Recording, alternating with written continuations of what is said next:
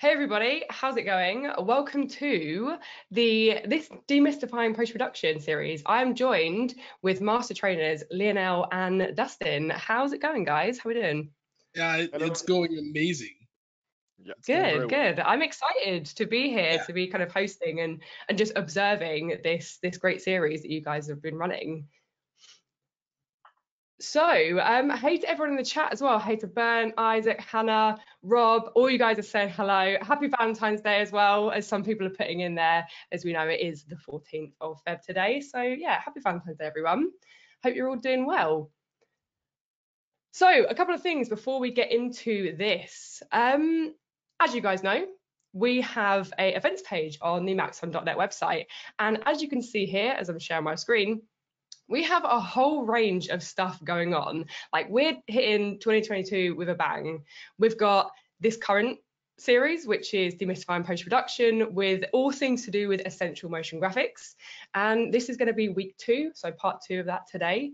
And then on Wednesdays, we're also running a hands-on with Max on Redshift workshop. So you guys, some of you might know, I'm actually running that workshop along with Chad. So, you know, if you're interested in Redshift, definitely come join that on Wednesday. We'll be looking at node materials this week.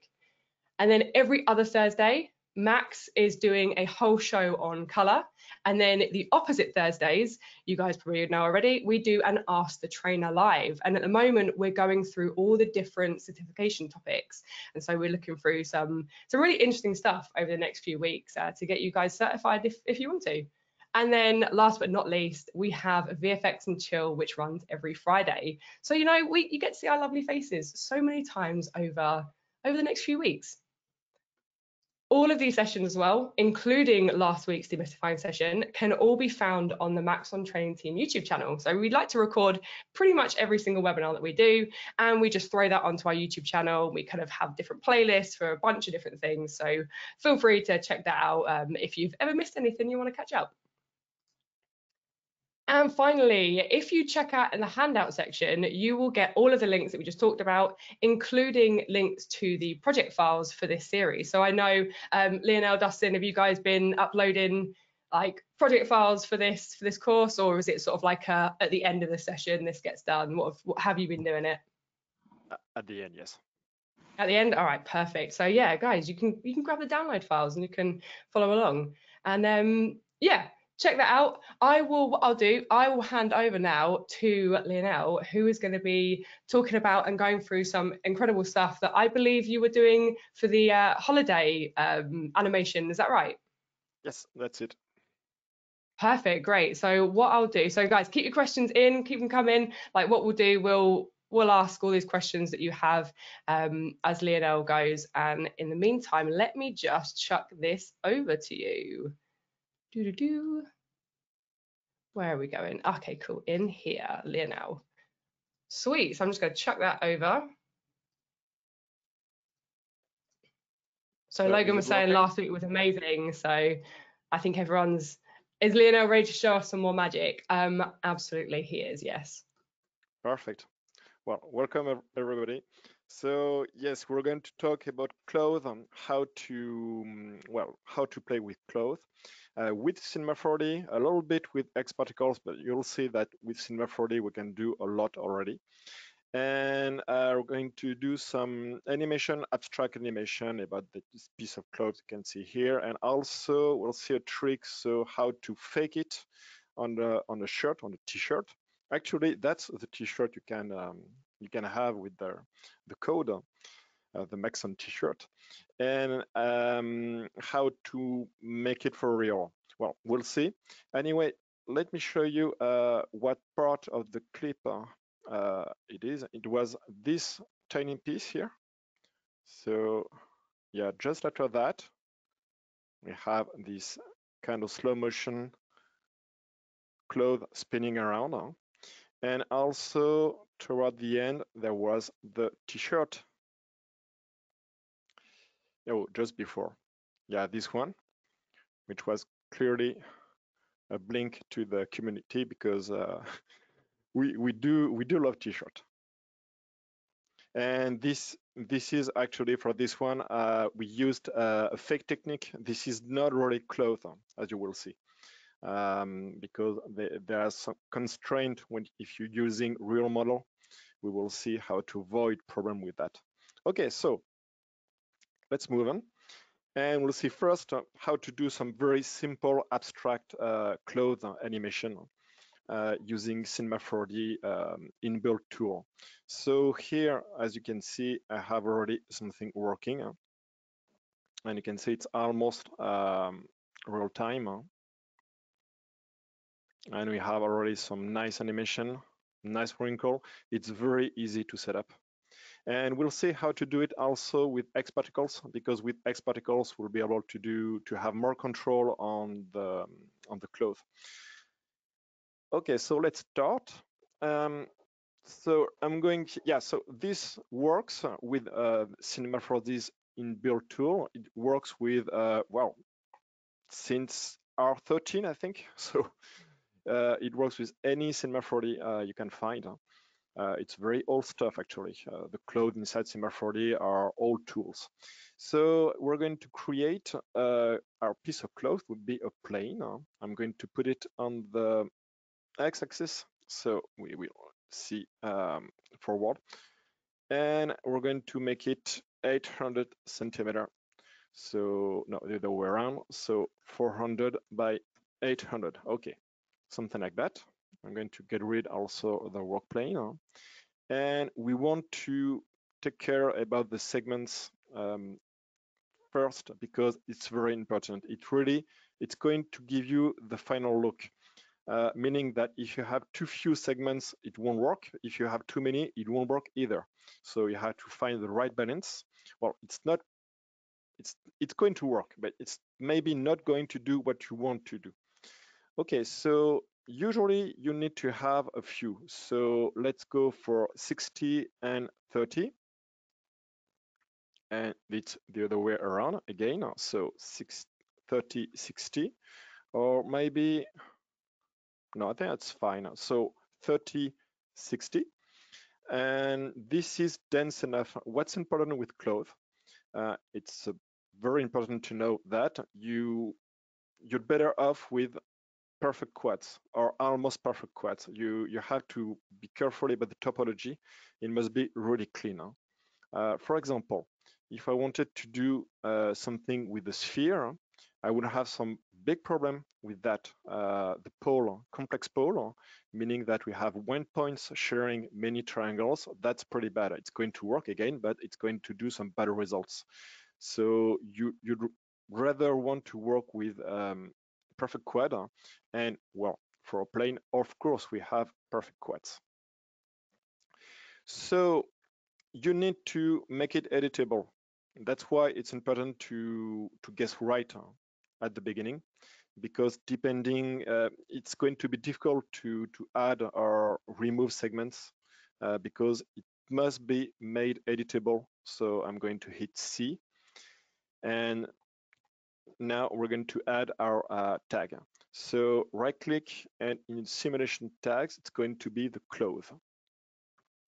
So actually, you could do it with the soft body. It won't be as nice. It will be harder to master, with not as nice result as with clothes. So you really need to use this one, cloth.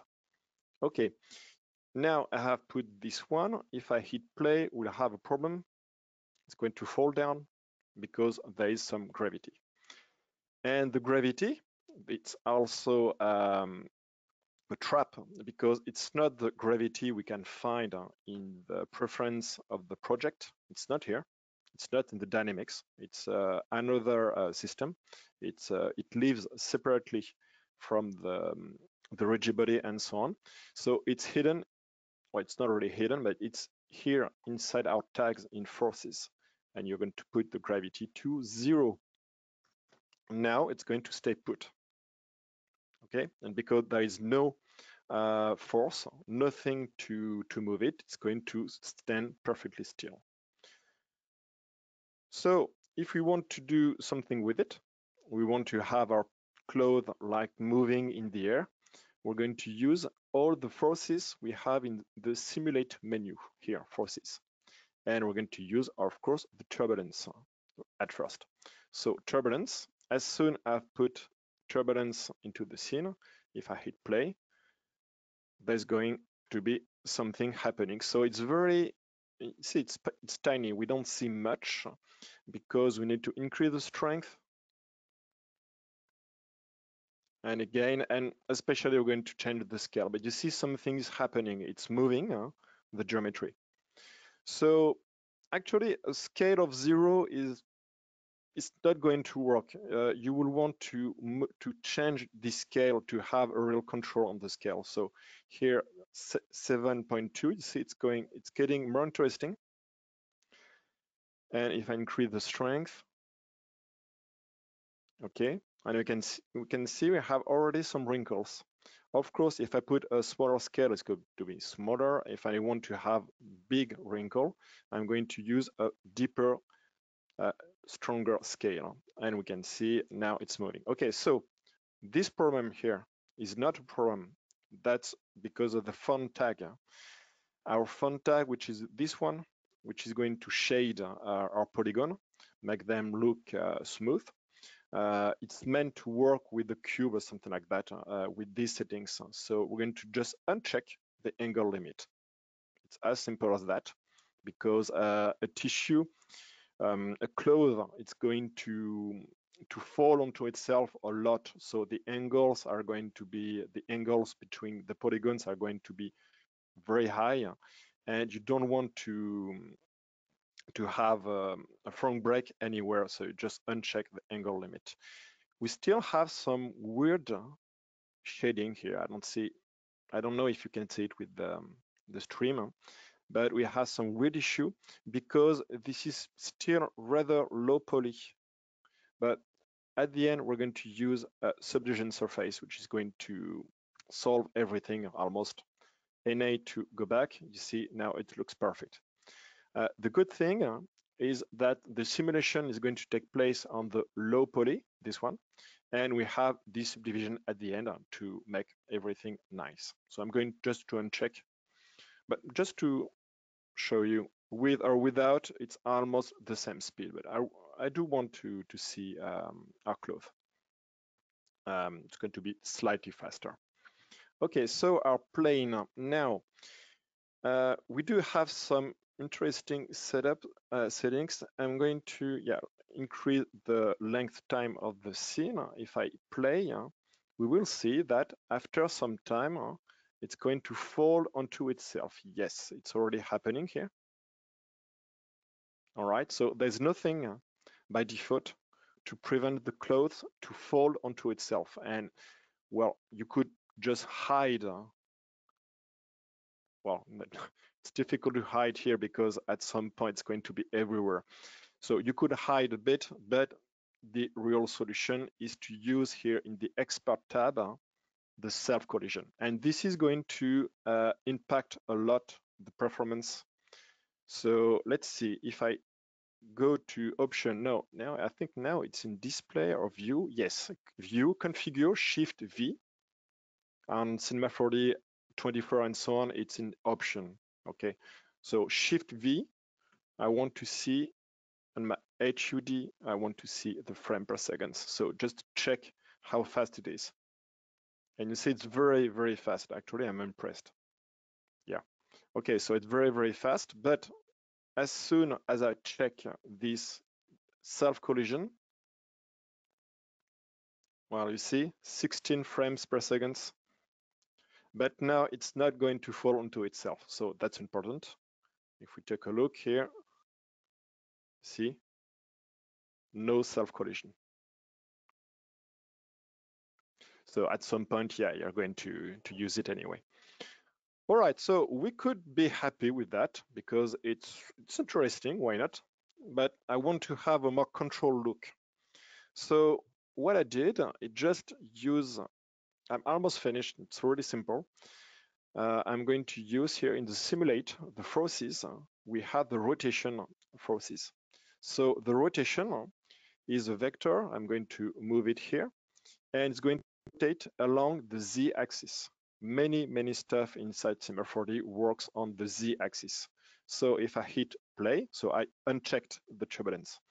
If I hit play, we're going to have that. all right? So yeah, it's spinning along the z-axis, okay? So doesn't work. I'm just going to rotate it so that our z-axis is facing the camera, so 90 degrees. All right, so the blue axis this way, perfect. Now if I hit play, okay, and you see we're already getting something, but it's not very interesting yet. Also, going back here to the plane expert, I'm going to uncheck the self-collision. I will check it afterward. I want to have smooth playback. So our rotation is too fast. So I'm just going to control the effect with some field. All the forces can be controlled with fields, and that makes them very powerful. They're very simple, but with fields, you can do a lot. Okay, that works. So if I take my rotation, and now I'm going to just add a spherical field in the center. Let's move the whole thing back here. Okay, and my spherical field, actually the spherical field doesn't need to be a children of the rotation, but it's a good habit to put inside. It's easier to manage. I'm going to increase the size of my spherical field, and it's already going to work. And you see, that's as simple as that. So obviously here, the intensity, the angle speed of the rotation is too great. I'm just going to decrease it a lot. And you have already those interesting wrinkles. And well, yeah, that's it. That's it. Of course, we can make it much more interesting. Let's take our spherical field. I'm going to go to the remapping. I want to decrease the inner offset so we have even more of a fall off during the rotation. And the rotation here, let's maybe try 8. Let's go. Okay, so it's going to rotate and rotate. At some point, you can see there is some cinetic movement, meaning that it's going to continue. Going to increase the size. Also, let's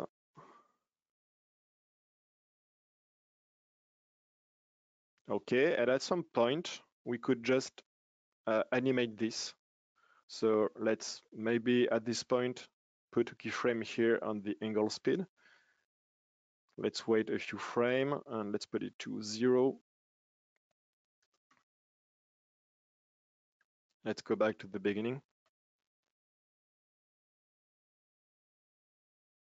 Okay, now it's going to stop, and you can see our cloth is expanding again.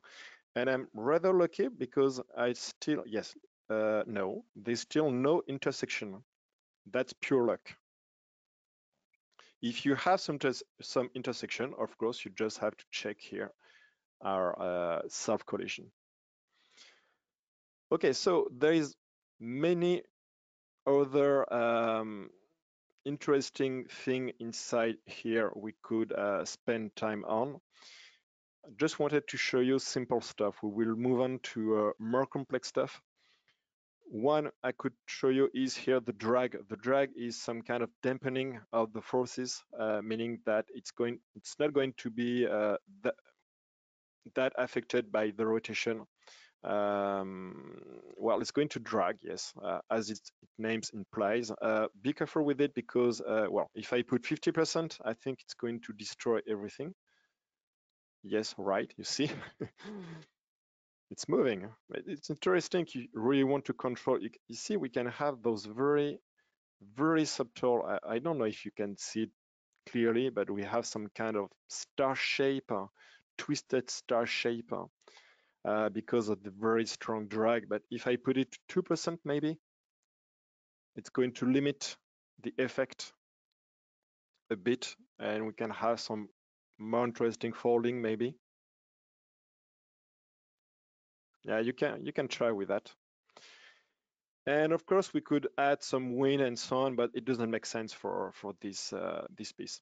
Also, here something else we could take a look here in the expert. The subsampling is kind of rigidity of everything. So if you increase this, you will have more accurate collision. Also, the cloth is going to be stiffer. I don't need that. It's going to add some more time of computation. I think it's pretty nice like that.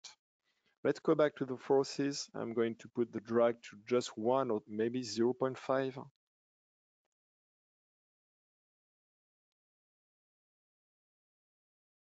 Okay, so maybe I'm going to use this one now to make a bit of render with it, because the shape is interesting.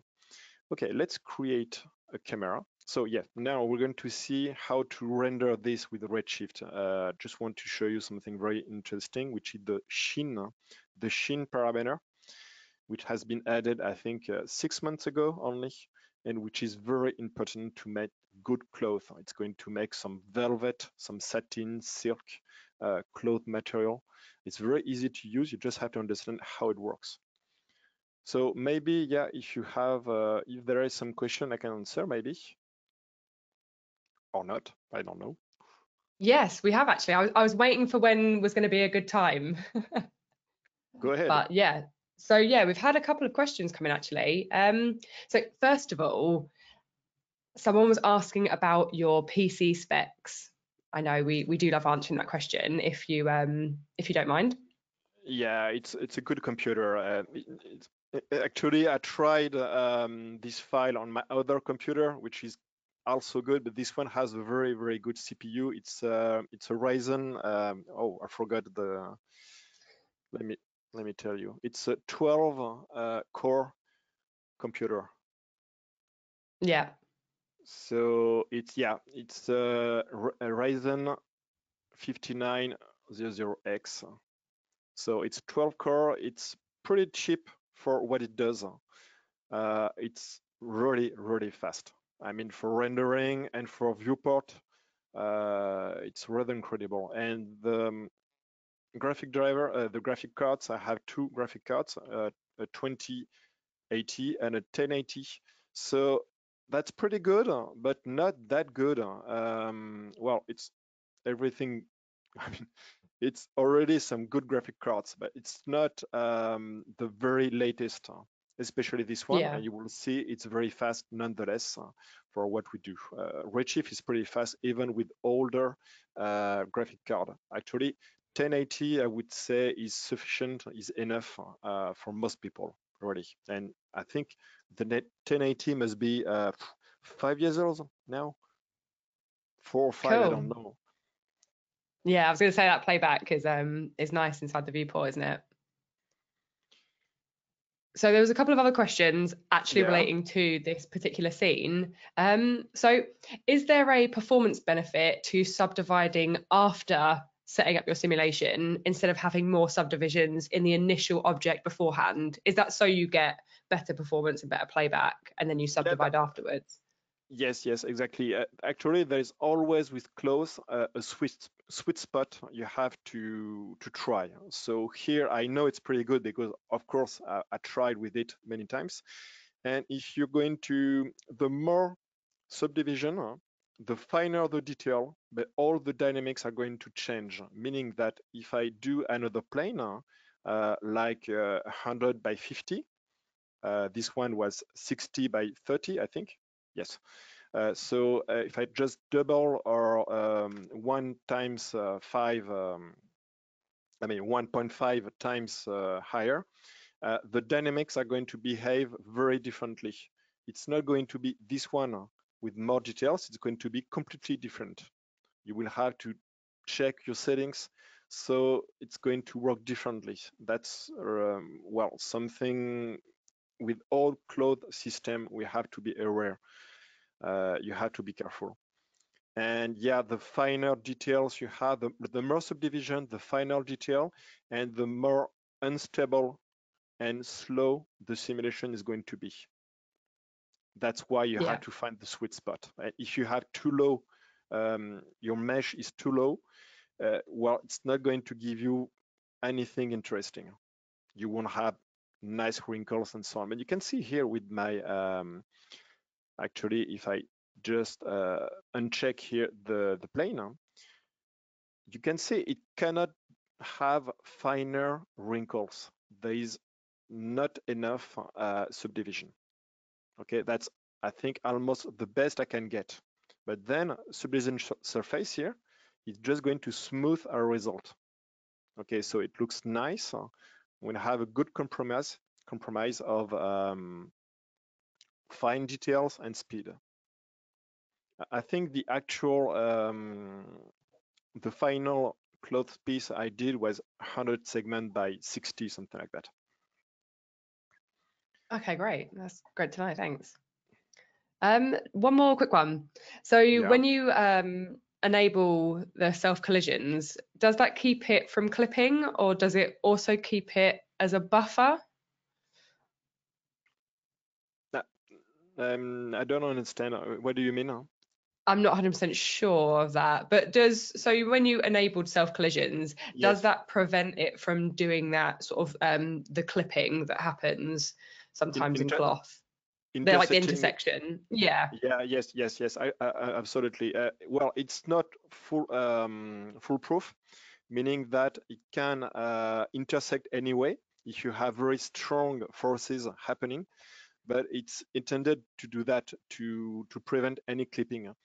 Also, you have to be careful with the self collision. We will see that. That's interesting with the shirt, the problem with self collision later. But yes, it's the problem is it's going to impact a lot the performances. You have seen it was like 10 times slower with the self collision. Yeah. X-Particles does a bit better job at that, actually. Okay, that's good to know. Shall I move on? Yeah. Thanks. All right, so a little bit of rendering with Redshift. So to do some cloth, all right, so you need to use your Redshift material as usual, but there is just one settings that's going to be very important, which is the sheen here. Okay, so it's turned off by default, and now it's going to do all the work. Okay, but also the sheen is going to work if you have something that behaves like a cloth. So this one is perfect with wrinkles. Okay, any cloth actually has a lot of wrinkles by its nature. It's so you need to have wrinkles, and also the lighting is going to help. So I'm going to set up very quickly some lighting. Let's add. I'm going to use my usual setup, which is 3-point lighting. So under a light, let's add target and null right away, and I'm going to reset the PSR of the target, so it's going to be just in front. Okay, so now my target light, so we're here in front of the, this is the front, yeah, I'm on the wrong side to, let me see, is it the right way, this way? Yes, okay, all right, I wanted to make sure the right side is the good one. Okay, so we have this light, which will be the key light. I'm going to duplicate it, and this one is going to be the fill light, and I'm trying to make them rather at the corner here, so it's going to be some glazing angles. Let's put this one, okay, and now this one, which is the fill light, I'm going to put another one, which will be the backlight. So let's put it this way, something like that, and I want to have something smaller like this. Okay, so here, because we have, well, I'm going to change the quick shading, and that should do it. Now on the material, I'm going to deactivate the reflection for now, okay? And we can just fire up Redshift. I'm going to see about so yeah, this is the result we want to have. We're going to fire up the render and to make everything a little bit more tidy. Okay, so much too strong. Let's go with this one, which is the key light. I'm going to adjust each one of them very quick. Okay, so the key light is already a bit strong, I think. Okay, you see, I'm looking for this high contrast. That's why I put them on the left, on the right, not too much in front. Okay, so this is the key light. My fill light, so I'm unchecking everything as I go. And the fill light is going to be something very smooth like that, okay, just to fill a bit our shadow. And then we have our backlight, which is just going to give us a bit of light on the corner. So maybe let's move it this way. Yeah, something like that. And this one is going to be very low. And let's call them, so fill, and this one is going to be back. And this one, we're going to decrease a lot of intensity. Okay, so now if I put everything back together, we have this, which is, yeah, why not? Okay, maybe I'm going to decrease again the fill light and maybe a bit the back.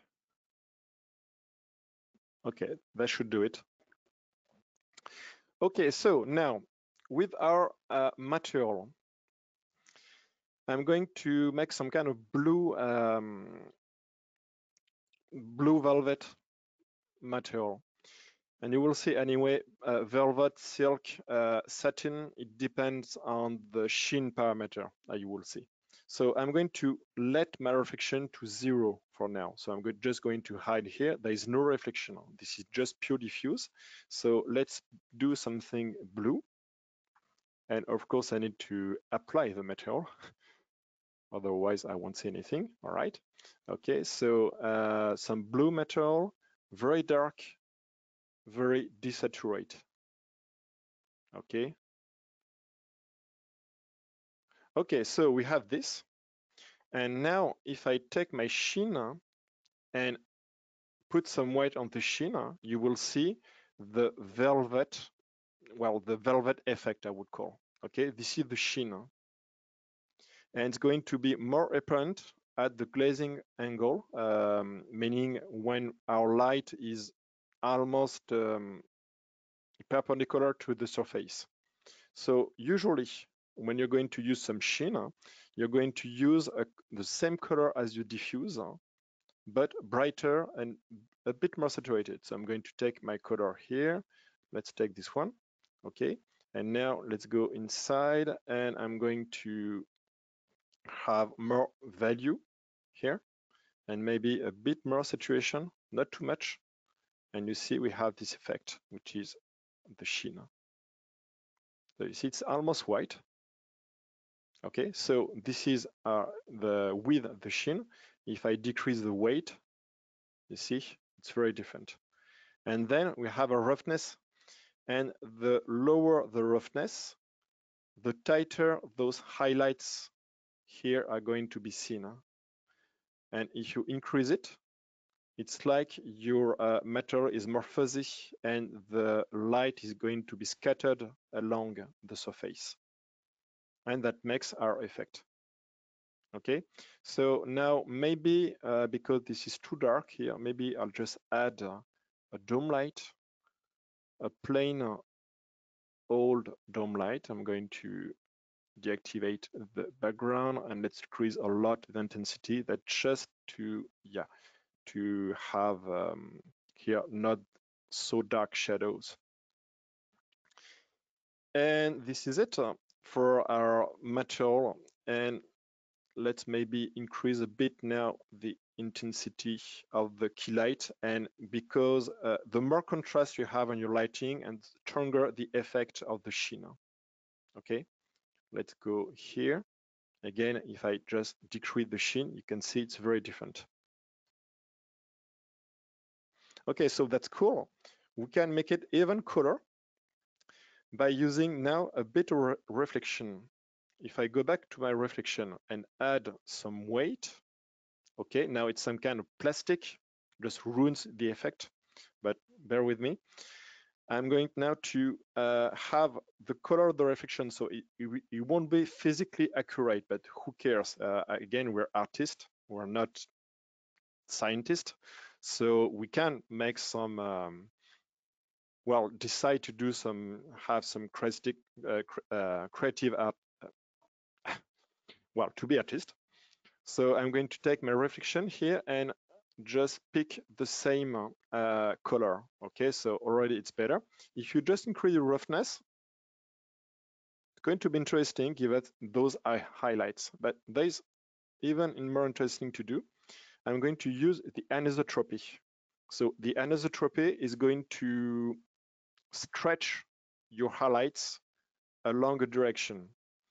And that makes the effect of brushed aluminum or the hair also. Many materials are anisotropic. So if I use this, you will see that stretching, you see I have stretched my reflection, which is now, or look at this one here. Okay, and now I have done that, I can increase the roughness back. And we have this effect, which is going to give another kind of cloth. So you can live with it or without. So without, that's nice. With, we have those effects here, which are quite nice. You can play also with the rotation. The rotation is going to move. So you see here, I think I've found a good, well, maybe it's too much here, but it really illustrates what I'm saying. We have added all those nice reflection here. Now, if you want to make them not that sharp, you just increase the roughness. And also you can make them sharp, but less visible by decreasing here the weight. Okay, actually I think I like it with the weight, but with the roughness more like that. Okay, so and in the end, what makes a cloth look like a cloth is the fabric meaning the bump. So for this, I'll need to use our shader graph. And I'm just going to use some maps I have stored, prepared. So cloth, text, and those are interesting. So it's actually a material from Quixel. Okay, some kind of denim, but I don't want to make a photorealistic silk material, or I want to have something nice. So I just found those textures which are quite good. This is the albedo, so giving us a bit of this sheen effect. And we have some roughness here. And the normal, which is the more important. So I'm just going to drag and drop all of them here.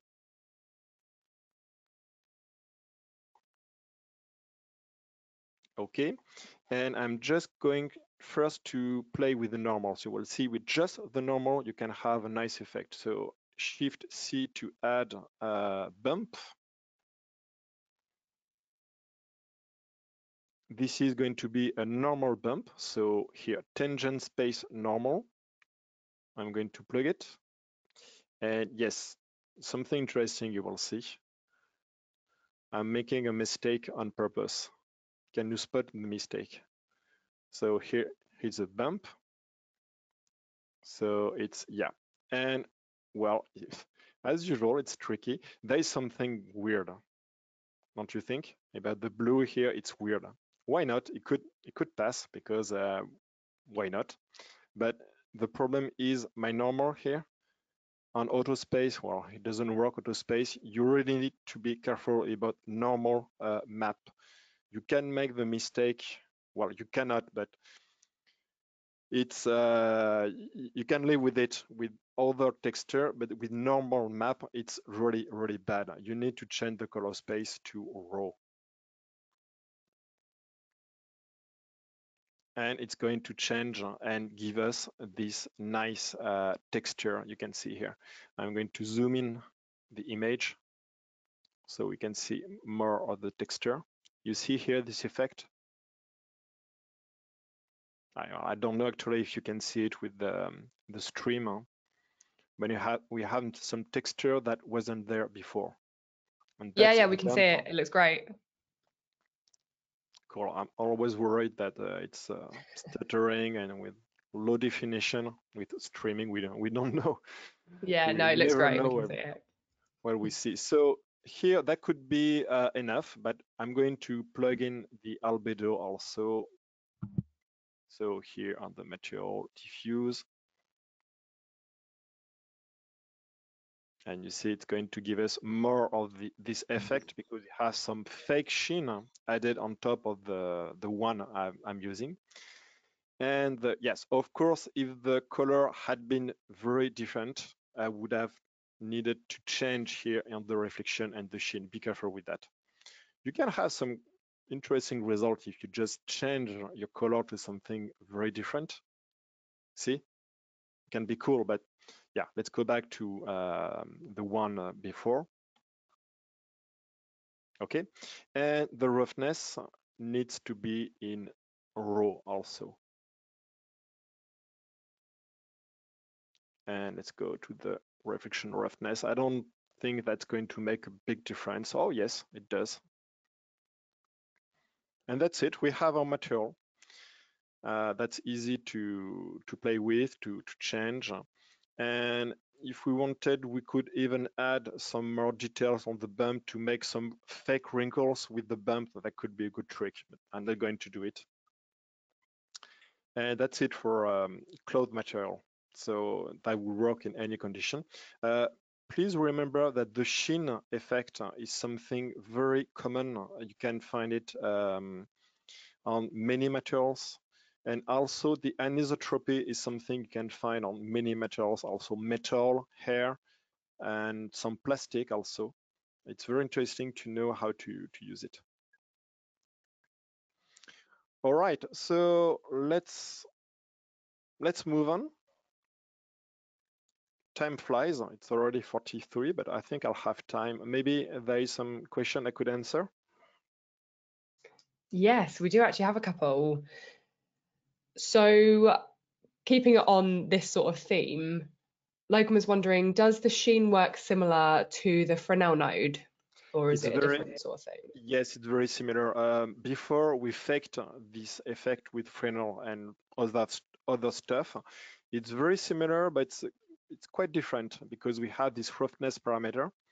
And yeah, it's the main difference. It's much faster also thanks to the Fresnel. Before you had to blend material together, it was quite difficult.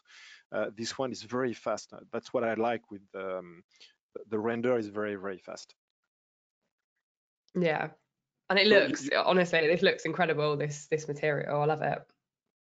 yeah, it's very nice. It's been here for not very long. I think a few months, 6 months at top. I think. Yeah, wow. Another quick one. Could you explain a little bit more why you set the normal map and roughness maps to raw, please? That's color management. I have recorded a webinar on this, and it's well, it's very important to know that if you use bitmaps, so color as data, you don't want to have any color management of color. That's why we use the raw mode, meaning that we use the pixel value as they are.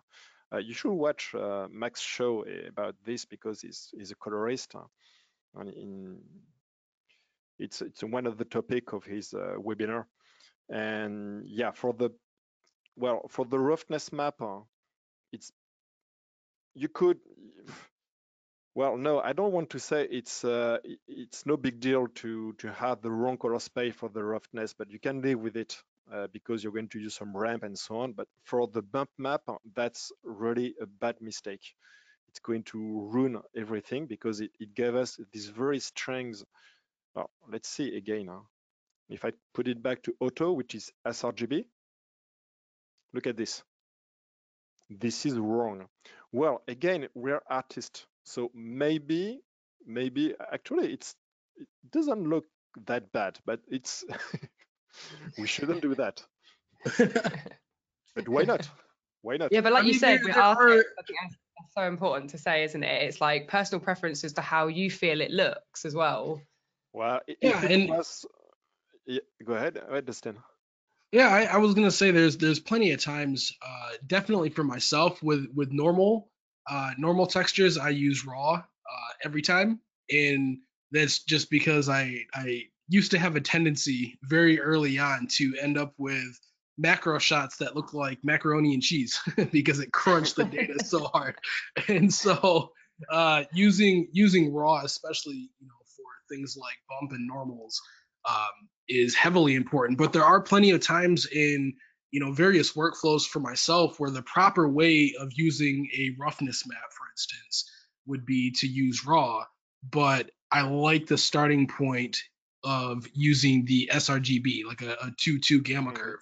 And Yeah. I like to manipulate from there. So it's really personal preference, but as a Yeah. general rule, definitely with things like normal, that's really affecting surface breakup. Yeah. In that way, it's very important to That's it. at least start with raw. Here it works. It's a happy mistake because it's cloth. It's almost abstract. If it were some wood, for example, it wouldn't work. I'm sure of it. If wood material with the wrong normals, it looks horrible. I mean, here we're just lucky that it looks pretty rad with the wrong color space, but we're not supposed to do that. Okay, so oh yes, one last thing I wanted to talk about yes, when you have with cloth and fine details like that in the bump, don't ever trust the progressive render. Okay, first you need to go to bucket mode and also to uncheck the global illumination. It's useless here because there is so many lights. Well, it's not useless, but there won't be big difference. We can see here with the bucket render, we have a bit more details, but we will have even more details if you use another sampling. And that's something almost nobody does. Here, the filter. Well, let's see. First, I'm going to save this image here, okay? And we're going to change the filter to Mitchell.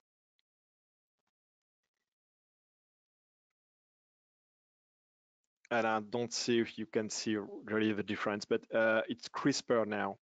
Let's see. So this is with Mitchell, and let's go there. Oh yeah, it's not the wrong, the same size. Okay, we will. Actually, it's going to be sharper, but you could have some issue with it. Let's calculate first. So it's Mitchell at 2.5. And I'm going to save the image, okay? And now let's go back to Goss.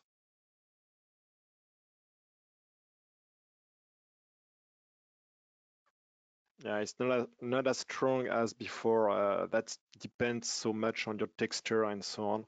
But if I go to the snapshot here to compare, you can see, well, I can see it on my screen. I'm almost sure you can't see it yourself, but there is crisper, finer detail on the surface. With Mitchell, but Mitchell can be dangerous because if you use it with the lows, the size here, it's going to blur basically. If you put it lower, it's going to be even sharper. But at some point, you're going to have some I don't know how to say it in English. Some mirage, some kind of weird pattern. You can see it here. I can see it my screen again, but there is some kind of bending, some pixels. If it were animated, it would be even worse. It's like it's going to vibrate. So you have to be careful with that. Yeah, the moire pattern can definitely get moire. Okay, same in French. Moire in French. So I wasn't sure about that. So if you want to have stronger detail, you can change your filter, but be careful with it, especially if you have animation. Okay, so yeah, moving on. So I think that rather we will see about Xparticles maybe a bit later, because Xparticles is a paid plugin, pretty expensive. I'm happy to have shown you this. I just wanted to show you with the shirt the problem we can have. So I'm going to load the shirt. So that's a user case very common.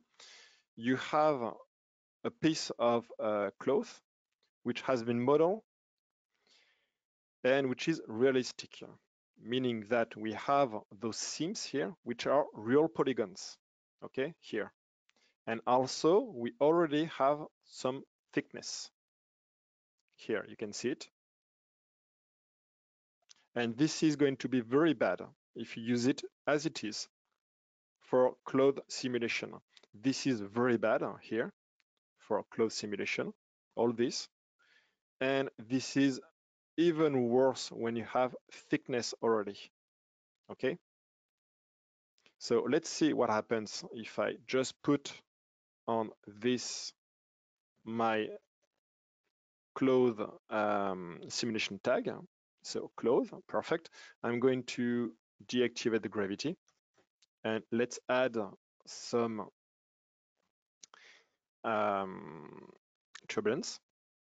Okay, I'm going to hit play. And okay, why not? But look at this. This is weird. That shouldn't be. And here you can very clearly see that it's intersecting onto itself. Okay. This is the thickness. The thickness is intersecting. So you would think that okay, it doesn't matter. You just have to activate here and put the safe collision checkbox. But it's going to be even worse. So let's see here. It's going to be very slow, and at some point, yeah, you see, it's going bonkers. And then when you see this, you should stop because it's going to crash. Take a look at this. That could be some kind of NFT. So yeah, it doesn't work. All right, we can't use cloth with it, and it's not going to work either with Xparticles and anything actually, because you just shouldn't use thickness and model fine details when you're using cloth. But we do want to animate this. So there is a solution, because we just want to have some wind blowing on the t-shirt and so on. We're not going to use cloth, and we're going to use old trick instead. I'm going to use my t-shirt, and I'm going to change the center axis because it shouldn't be there. It just gets on my nerve. Let's go tools, axis. Okay, that's better. So now I'm going to use as a deformer the jiggle deformer, which is the best deformer in the world. That's EJS and Frat's iDesign, favorite deformer. Every tutorial it does use this brilliantly, and I do love it also a lot. So the jiggle deformer is to do a lot of stuff, but if you use the jiggle deformer and you go to the forces, you can add some forces. I'm going to add again my turbulence, and we're going to drag and drop here. And it's going to work. I'm going to change now the scale. See, no problem whatsoever, because this is not a cloth simulation. It's different. We're just cheating. And as always, it's good to cheat. And because now it's just a simple deformer, I can use some fills and, for example, try to limit to the center of the shirt so we won't have so much wobbling everywhere. I could use some box fill to go very fast. A box fill, let's go this way, and I'm going to inside our field in the remapping, we're going to increase the inner offset. So now it's going to happen only inside this box. Too small, I think. Yeah, or something like that. Our sleeves are not so affected. And you can see we have the animation here only at the center, and the sleeves are going to stay put. So it works quite well. Now I can just increase the turbulence. And we have this effect. So of course, because it's just a big cheat, it's not as realistic as a cloth would behave. Okay, but that works. That works. If you spend time on it, you can have some very good results. And we don't have any issue. It's very fast. It's real time actually. And you can add, of course, any other forces as you want here. We could also use other deformer. For example, the wind deformer. Or is it wind deformer? Okay, I'm going to put it after the jiggle. And the wind deformer is going to be very strong, as you can see. So we need to decrease the amplitude a lot, not the amplitude, the size, which is the size of sine wave. Okay, so you can see it's incredibly strong. I'm going to decrease the amplitude, halt to have just a slight amount. Okay, now I'm going to increase the size, which is the size of the sine wave. And if I hit play, now we have, well, I decrease it too much. If I just increase a bit more, you will see. Okay, frequency, I'm going to change the frequency here to have the animation. Okay, now if I increase the size, which is the size of the sine wave again, we have this undulation.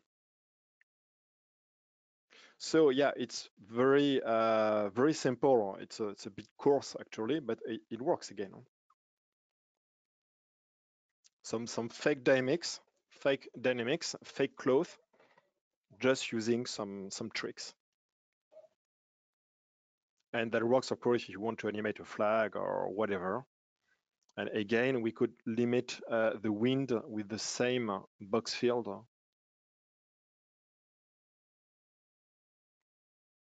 We could almost use a deformer for the sleeve only, and so on and so on. And you don't have to worry about anything, because again, it's not a cloth simulation. Okay, so it's almost up. I just wanted to show you. So I think we won't see with X particles. It's very interesting. X particles will do some nicer simulation. I could just show you maybe spin particles. Yeah, using X particles, we can do some interesting stuff like that. This is our cloth, and we use almost the same setup using a rotator. It's going to spin the cloth, but what I did on top of it is to use this flow field. So it's going to animate along this helix. That's something that's almost impossible to do with just Cinema 4D. So you see here, if I simulate, it's going to rotate and move along. It's going to be pulled like this, create some very interesting motion. At the end, we have this. And you can see it followed this spline. That's what X particle is capable of. And actually, there'll be in 2 weeks, 3 weeks, a webinar. I'm going to do a webinar on X particles, doing some stuff with it. So I think it'll be better to do it at this time. Maybe, I don't know, maybe, I wanted to show you also how you can do some real cloth simulation on already existing geometry, meaning that if you want to animate to do some cloth simulation, real cloth simulation on something that have thickness like that. Because again, a client is going to give you this. You're not going to answer, no, I can't do it because there is some thickness. No, you have to animate it to find a way, and there is a way. Can we just, do we have the time to do it? What do you think, Eddie? Yeah, absolutely. You know we love to overrun anyway. Yeah, we're never in time in 1 hour. No, it's never long enough. No, absolutely, go for it. I'm sure people will be dying to know. I know I am. Okay, I'll do it rather quick. I'm not going to explain everything. I have something already prepared, so it can be quick. So again, I'm going to take, well, this shirt, the male shirt, and same problem. We have those seams here. We have this thickness. So the trick, if you want to use cloth, so with Xparticles or Cinema 4D, is to create a proxy, meaning that we're going to use the almost identical geometry but simplified. And that's pretty easy to do. I'm just going to show very quickly how to do it, but I will load the final example. I'm going to take this original. You need to keep it. I'm going to clone it. Let's hide the original. So this is my proxy. Let's call it proxy. And this proxy, I'm going to get rid of the thickness of the seams everywhere. And that's just some editing, which is pretty easy. So here we have this thickness. So it's not a whole thickness. You can see it stopped here inside. Lucky for us. So I'm going to just select a loop, UF to select the polygons, delete. You're going to do the same thing here. So let's select the loop, double click, UF, and we just need to do it on the bottom. So the loop, UF, delete. And that's one problem taken care of. Now we need to get rid of those extra loops we don't need. So it's pretty easy. We just have to delete those loops. So let's start here, for example. I will not do all of them, but double click, double click, double click, double click. And you have then dissolve vertices, which is, well, edges actually. It's dissolve here. Control delete. So let's do it. Control delete, and that's it. And you're going to do it everywhere. So it can take some time. It's no big deal. I mean, just put on some music and get done with it. This one also, control delete. This one, control delete. This one, control delete. And of course, if you have some problems like this one, well, actually it's this one that should be taken care of. And here you just KK for knife, and we're going to cut here. And then again, I can go here and take care of, we don't need these loops. So you actually don't need to do much. And here we have two. All right, so I'm going just to fuse them like that. You have to be careful about your mesh though. So it should be nice. So I'm going to take a shortcut. After some time, you're going to have a nice clean mesh like this one here, but everywhere. It's not very long to do. I'm going to delete this one, and let's take the one I already done. Okay, so this one, I'm going to copy, paste. Perfect. And we take a look. So now you can see it's nice, it's clean. You're going to do the simulation on this. So proxy. Let's put our simulation tag cloth. We're going to going fast because you know the drill now. So I'm going just to put a simple turbulence, and we're going to have scale like that. Don't forget to turn off the gravity. So now it's going to behave too strong, maybe 0.5. Okay, so you can see it works. No problem whatsoever. I can activate here the self-collision. It's going to work also because there is no interpenetrating, there is no intersecting polygons, so it works. You can see. Actually, there is a few here. If we wanted to make it very, very clean here, you see, I should drag those polygons out, but I'm not going to do that. That would be very easy to do. I'm just going to deactivate the collision. And now the trick is on our original mesh, which is almost identical. On the t-shirt here, you're going to use the mesh deformer, which is kind of super FFD. So the mesh deformer is a deformer which use another mesh. So I put it the child, and of course the deformation mesh will be the proxy. So let's put it here, initialize, and that's it. Now if I hide the proxy, because we don't need to do it, so the simulation is done on the proxy, and the result is on the final mesh. So yes, we need to do one last thing here. External, meaning it's going to project the mesh here on surface. And it works. Now we have our simulation. Turbulence, I guess I'm going to decrease the scale.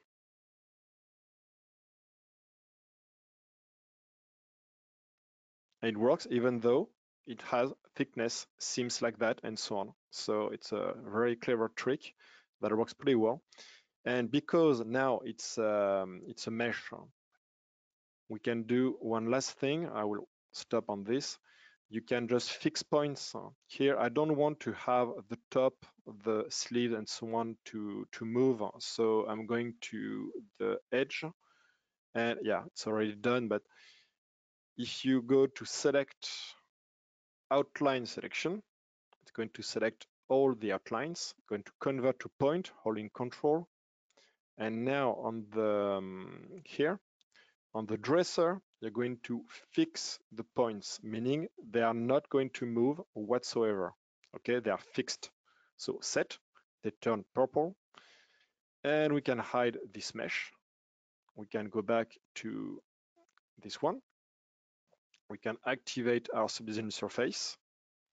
And now if I play, you can see that it's going to stay put here. And we have all the nice simulation,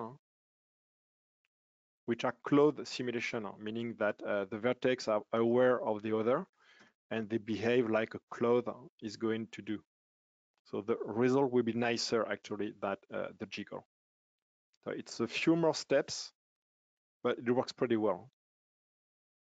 And that's a very common trick when you are animating character. You don't have any choice actually. They use a lot this mesh deformer on any software. That's just not Cinema 4D. And you're using proxy, so simplified cloth for the simulation that's going to be applied on the final real cloth with all the details. And we have something fast, accurate, and easy to change. And that's it, I'm done. That was great. So many nice positive comments as well. People saying like nice tips. That is so exciting. It's been, yeah, it's been a great session. It's easier than notes. That's for sure. Cool. So yeah, let me one quick final question actually. Lionel, you know you have your two graphics cards in your machine. Is Redshift using both of them when you're working? Okay, yes, cool. That's the cool stuff with Redshift. If you have 2, 3, 4, or 5, it's going to use them. Be careful though, it's better to have one very powerful graphic card than 3 or 4 crummy one. 2 is again the sweet spot. Or better yet, you just buy a $3,000 3080. I'm joking. Oh yeah, do that. Because we're all rich. If only. Yeah. Yeah, lots of lovely comments in the chat. I don't know if you can see them, Lionel, just people saying great stuff and thank you so much. Well, let me just steal the screen back and I'll do the final little bits before we all go. Where is my name? There. Cool, yeah. And thanks to everyone for, first of all, your lovely positive comments. It's really lovely for us to see and to read, and for all the great questions. Like, I know there were a couple we didn't get to, but hopefully I think some actually got answered in that final bit that you just showed about like setting the points and about the mesh deformer. So they got answered anyway, which was great. Yeah, we did have a question here about whether the simulation's happening on the CPU or the GPU. I saw that a while back, I believe. It's on the CPU only. Awesome. Only on the CPU with the cloth. Maybe that's something that's going to change later. Maybe. Yeah. Hopefully. It was super cool to see your workflows. I think that's pretty inspiring when you started talking about, you know, the Redshift materials and starting to put Sheen into everything. Maybe we expand on some of that next week as we move on. It was pretty cool. Thank you. Cool. And one thing I forgot to mention as well to everyone, inside of, you know, the handouts where you can find this, you can grab yourself a t-shirt if you want, you know, these like nice little Redshift t-shirts or some Cinema 4D t-shirts, and the password for that is this O2 beautiful stuff. So that was something I totally forgot to mention, so my bad, everybody. And if you wanted to catch up on this session, if you came in late, or if you want to just go back through it because it was so much amazing content, it will be up on our Maximum Training Team YouTube channel, and as will all of our future events stuff as well. So it's been a pleasure, guys, to be here with you, to be hosting with you guys. And yeah, I hope everyone has a lovely rest of their week and lovely rest of their Valentine's Day, and we will see you all throughout the week, next week, and future ones. So bye everybody. Bye. Have a good one. Bye everyone. See you next week.